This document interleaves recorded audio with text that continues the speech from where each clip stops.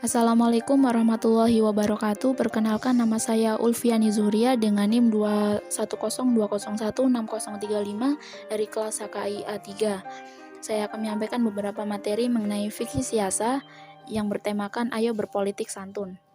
Sebenarnya apa itu politik? Politik berasal dari bahasa Yunani, yaitu polis yang berarti kota yang berstatus negara kota.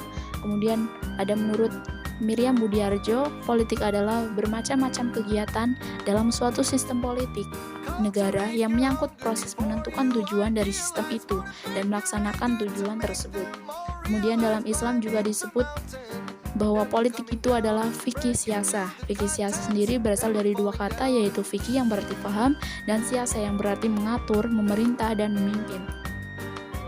Ada pengertian fikih siasa menurut para ahli, yaitu yang pertama Ahmad Fatih, kemudian ada menurut Abdul Wahab Khalaf yang memaknai fikih siasa yaitu atau biasa disebut dengan fikih siasa syar'iyah. Kemudian objek kajian fikih siasa menurut Imam Al-Mawardi yaitu yang pertama peraturan perundang-undangan, kemudian yang kedua ekonomi dan moneter, yang ketiga peradilan, yang keempat hukum perang, yang kelima administrasi negara. Kemudian politik Islam di Indonesia.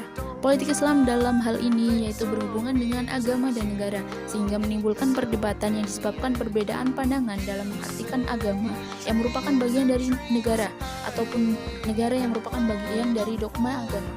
Islam sendiri memiliki dua aspek pokok dalam hal ini, yaitu agama dan masyarakat. Kemudian politik di Indonesia memiliki tiga kekuasaan pokok. Yang pertama kekuasaan eksekutif yang terdiri dari presiden dan dibantu oleh wakil presiden. Yang kedua kekuasaan legislatif yang terdiri dari MPR, DPR, dan DPD. Kemudian yang ketiga kekuasaan yudikatif yang terdiri dari MA dan MK. Kemudian uang politik dalam pemilu.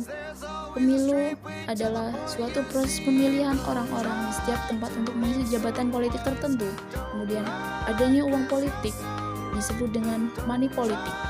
Uang tersebut sering terjadi ketika ada pemilu, apalagi di tahun 2024 nanti ada. Kemudian uang politik dalam fikih siasa disebut dengan riswah. Menurut Al-Mawardi, syarat-syarat yang legal menjadi seorang imam, yang pertama adil, yang kedua ilmu yang bisa mengantarkan pada ijtihad, yang ketiga sehat jasmani, yang keempat normal, yang kelima bijak, yang keenam berani. Kemudian uang politik dalam perspektif hukum positif.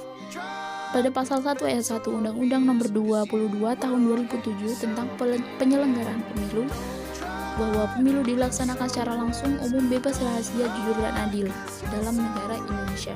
Kemudian dalam peraturan Badan Pengawasan Pemilihan Umum Republik Indonesia pada pasal 42 berbunyi, pelaksanaan dan atau tim kampanye dilarang menjanjikan atau memberikan uang atau materi lainnya sebagai imbalan kepada peserta kampanye, baik secara langsung ataupun tidak langsung. Baik, sekian dari saya, kurang lebihnya mohon maaf. Wassalamualaikum warahmatullahi wabarakatuh.